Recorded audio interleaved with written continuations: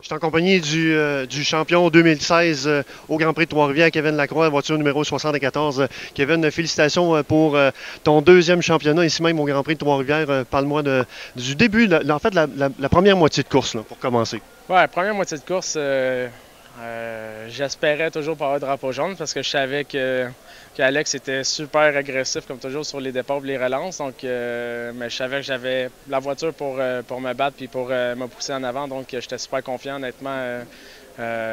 Comme j'ai poussé pour une dizaine de tours pour me donner une distance. Puis après ça, j'ai juste contrôlé ma distance. Puis c'est vraiment le fun. Honnêtement, de revenir ici, je pense que c'est une bonne place pour avoir une victoire puis te relancer sur le bon chemin. Honnêtement, on a travaillé très fort les 2 dernières semaines pour régler quelques problèmes sur la voiture. Puis je suis content que ce soit ici qu'on les ait trouvés, au moins pour notre Grand Prix le plus important pour un Québécois. Évidemment, là, c'est ta première victoire là, cette saison-ci. Alors, j'imagine que ça donne une importance encore plus. Ouais, mais c'est ça, ça relance un peu les espoirs pour le reste de la saison. Puis comme j'ai dit, en avant tous mes supporters qui étaient ici, tous mes commanditaires, mes amis, la famille. Donc c'est ici qu'il fallait que ça se passe. Est-ce que tu avais comme stratégie, justement, là, de pousser la voiture pour te creuser un écart avec tes opposants?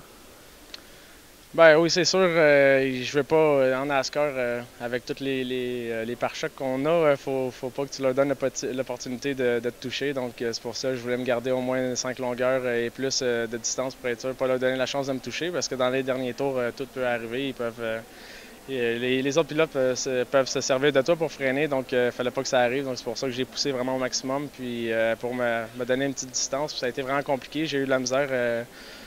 Autant au début avec Alex qu'Andrew, ça a été, me donner un 2 secondes d'avance, ça a tout pris. Donc, je suis content que ce soit passé comme ça.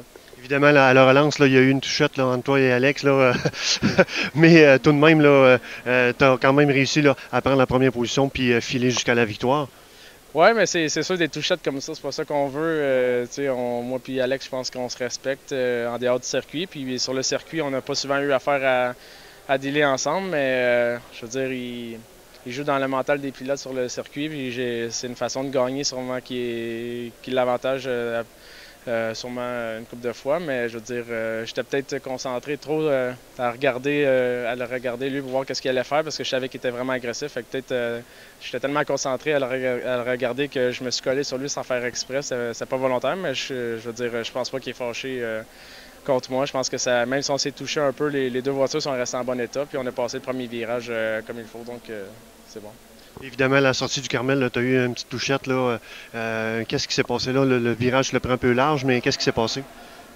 Ben, j'ai des spotters qui me donnent ma distance avec la deuxième position à tous les tours, puis ça faisait comme 5 tours d'affilée qui me disaient 7 longueurs, 7 longueurs, puis là je poussais pour essayer d'en prendre aller jusqu'à 10 longueurs d'avance, puis j'étais pas capable, donc j'ai essayé de pousser un peu plus fort, freiner un petit peu plus loin pour me donner plus de longueur d'avance, puis c'était peut-être un petit peu trop risqué.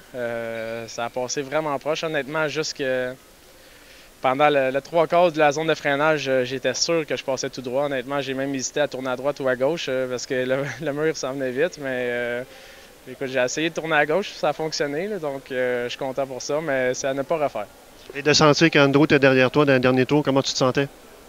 Ben, que ce soit Andrew ou un autre, ça met toujours un peu de pression, mais tu sais, quand c'est serré, tu fais juste te concentrer à garder ta position, mais quand tu as une bonne longueur d'avance, ben, tu ne veux pas la perdre, donc c'est sûr que ça met toujours de la pression. Puis tu le sais qu'Andrew, s'il a la chance de te donner un petit coup de pare-choc, il va le faire, donc tu ne veux pas que ça arrive, donc c'est sûr que ça met encore plus de pression.